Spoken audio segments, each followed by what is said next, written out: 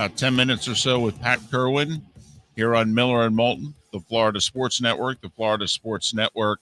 Well, the Colts had two chances to be playing this weekend, at home against the Raiders and then obviously at Jacksonville. Pat, if you are in the hierarchy of that organization here, you going to put all the blame at the quarterback's feet? Because I'll tell you what, that all-world defense didn't deliver the last 2 weeks either. I mean, Pat, these 2 weeks could set that organization back 5 years.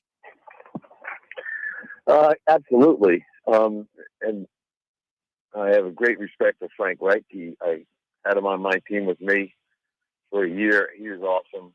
He was a good coach. I would not be changing coaches or GMs. But they've got to do some soul searching about why and what they want to do about it, because that was a setback, to say the least. But that's why I love the NFL, because a team like the Jacksonville Jaguars and Pete's team in Seattle and Detroit, it was their Super Bowl, and it wasn't coach talk. The players on those three teams, going nowhere, decided, and I get it, Detroit got a break when Rodgers sat down. I get it. But you saw three teams with nothing to play for that played hard. And my word of advice to the college kids, and I have no problem with guys not playing in the bowl games, but the one thing they're going to find out in the NFL is guys play the bowl games. They play every game because they know they're on film and they don't want to lose their job, or they don't want to be, released. So the Colts really have got a lot of problems if they think they're going to walk into this division. Do I want to blame the quarterback? That's your question. I think there's going to be a heavy price to pay for having Wentz and what they did to get Wentz and how they put their eggs in his basket. If you have a great one, Andrew Luck, Peyton Manning, the owner doesn't know, really. He thinks he knows, but he doesn't know how much those guys cover up and how much those guys basically make things hard to discern how bad things might be. I thought Peyton covered up his offensive line for years. And Andrew Luck's escape skills maybe helped resolve that there wasn't a running back all the time. But when you have a guy that needs support around them, then you find out what little support you have. Pat, we've talked a lot about Black Monday and the coaches. The Dolphins get rid of Flores, and Ross comes out and says it's not going to be Harbaugh. A couple other reporters said that. What do you think the odds are of Harbaugh ending up in Chicago? Well, Bill Polian is running the search, right? I don't think that's going to be Bill's kind of guy. Now, you'll have great respect for Jim and what he's achieved. They should ask Pete Carroll. Pete Carroll has told me many times the hardest coach he's ever gone against, college or pro football, is Jim Harbaugh. As he said, he makes it rough on you. So I don't think because of, Bill in the search, they're going to want to do that. Now, my recommendation is you got to hire a GM first and then get rid of his search committee and let the GM hire the coach. If you keep the search committee around, the young GM, if that's what they turn into, what's he going to say? I guess really I'm not the GM, because now they're going to hire the coach. So I don't know if the job is setting up as a good job the way it is right now. That's the problem. Remember, Polian got to Indianapolis after Harbaugh was their quarterback. Polian got there for Peyton. All right. In between the Bills and the Colts, Polian went to Carolina. So, for those thinking, well, wait a minute, weren't Polian and Harbaugh together? Harbaugh was the Colts quarterback, nearly took them to the Super Bowl. No, they missed one another in Indianapolis. Was there's a GM that got let go? Like, I'll say this. I thought Zimmer's, shelf life had run its course in Minnesota, but I was a little surprised they got rid of Spielman. Now, Dolphins fans don't have a great opinion of Spielman, but I was a little surprised that Spielman got let go. Were you? Yeah, 15 years on the job. Remember, Brad Childress brought Spielman there. And there was a rocky road, and then Brad was let go, and a lot of guys thought Rick would be out the door. He wasn't. He survived the storm. What I had heard last week, Dave, you probably heard the same thing, was that there was some contemplation of moving Rick upstairs. Now, we all know what that means. You can have a corner office, you just can't be part of the decision making, and we'll call you the president of the club or vice president, whatever they want to call you. I don't know that to be true, but I was told that that was on the table, and then he's gone. So I bring it up because maybe he said, I'm not interested if that's what you're going to do. They might have had that kind of discussion. If they did, then he's gone. But he'll be, if he wants to work, he will be sought after. He's been around a long time. He knows what he's doing. He's a good team player. I can tell you that. Guys that work with him and for him feel like they work with him.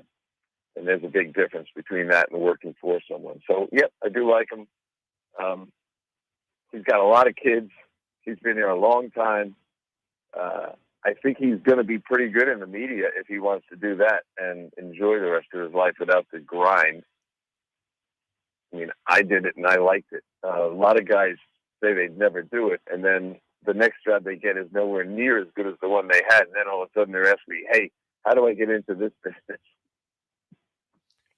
Pat, you started right before the break of saying how many, what road teams. When you look at this wild card weekend, I'm not going to necessarily get into the games, but the nerves of this schedule. I mean, this is a little 2 Saturday, 3 Sunday, 1 Monday. We're entering a new era of NFL playoffs.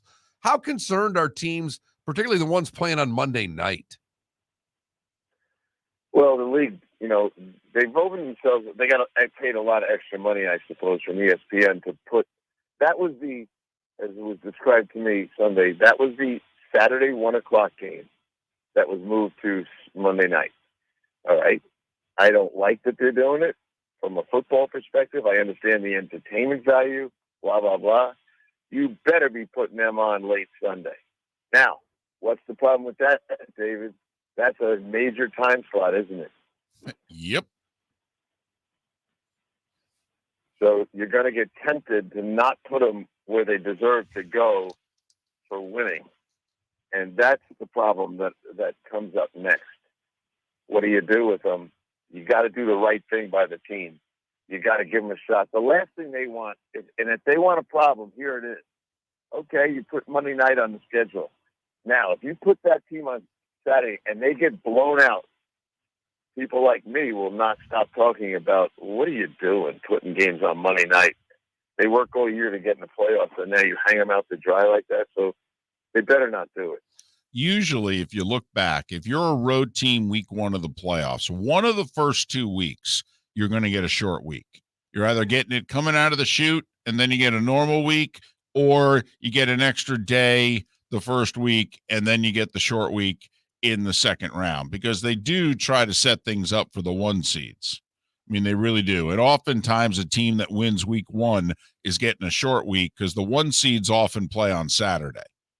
So they get 13 days off, and then you have to play them usually on a short week. We will see where it goes. How big of a deal you think it is for Tampa to end up as the 2? I mean, heck, they could have ended up as the 4. Not only do they get the Eagles, second straight year they're going to start their run facing an NFC East team, but also potentially to get that divisional game at home as well. How big of a break do you think the Bucs caught here?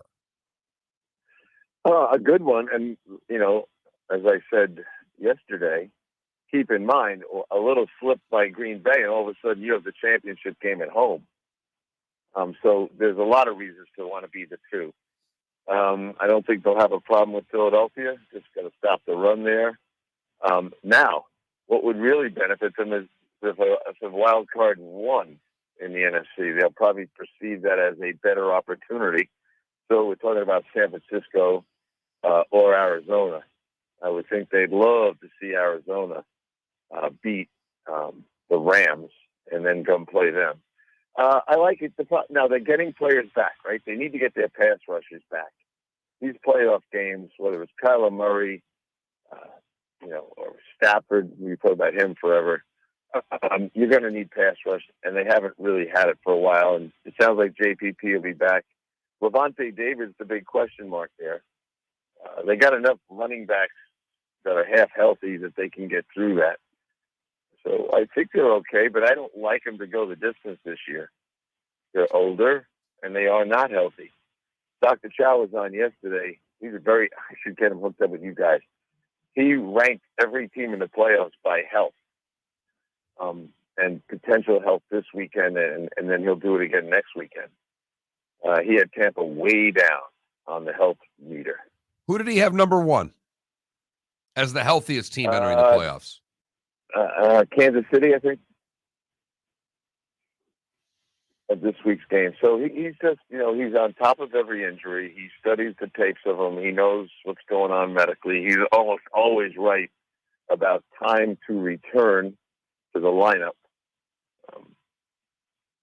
I'll get you his list and I'll send it to you, Mark, because he's ready to talk medical all the time. Pat Kirwan's always ready to talk football with us.